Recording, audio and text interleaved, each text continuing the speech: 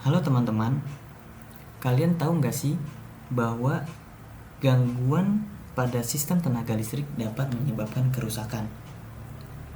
Kira-kira apa aja penyebab kerusakan tersebut? Mari kita bahas.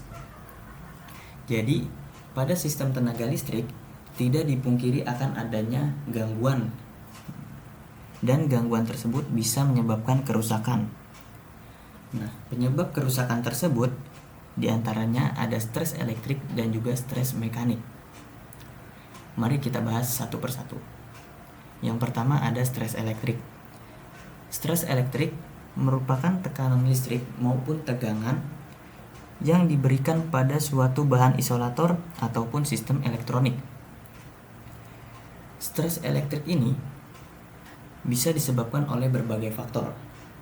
Di antaranya tegangan yang berlebihan, lonjakan listrik, maupun gangguan dalam instalasi listrik.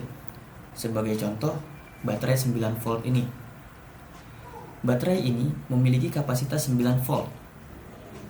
Dan apabila diberikan tegangan yang melebihi kapasitasnya, maka baterai tersebut akan terbakar. Ini merupakan salah satu akibat dari stres elektrik. Oleh karena itu, dalam sistem tenaga listrik, kita harus memberikan proteksi supaya apabila ada gangguan-gangguan yang terjadi, gangguan tersebut tidak sampai kepada komponen dan merusak komponen maupun kerusakan yang lebih besar lagi. Yang kedua, ada stres mekanik. Stres mekanik ini merujuk pada gaya yang diterapkan pada suatu benda. Gaya ini bisa berupa gaya tekan, gaya geser, maupun gaya putar. Stres mekanik ini digunakan untuk menganalisis perilaku benda yang mengalami deformasi atau perubahan bentuk akibat adanya gaya yang diterapkan. Dalam sistem tenaga listrik, stres mekanik ini bisa mengakibatkan beberapa gangguan, seperti gangguan pada transmisi listrik, gangguan pada distribusi listrik, dan juga gangguan pada konsumsi listrik. Selain itu, stres mekanik juga bisa mengakibatkan beberapa kerusakan pada peralatan listrik, seperti kerusakan pada generator, kerusakan pada trafo, dan juga kerusakan pada komponen listrik lainnya.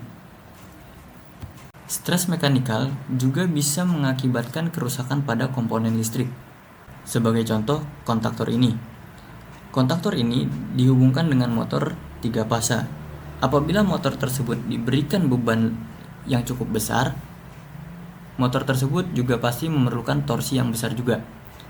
Apabila motor ini tidak kuat, maka bisa menimbulkan panas akibat putaran tersebut.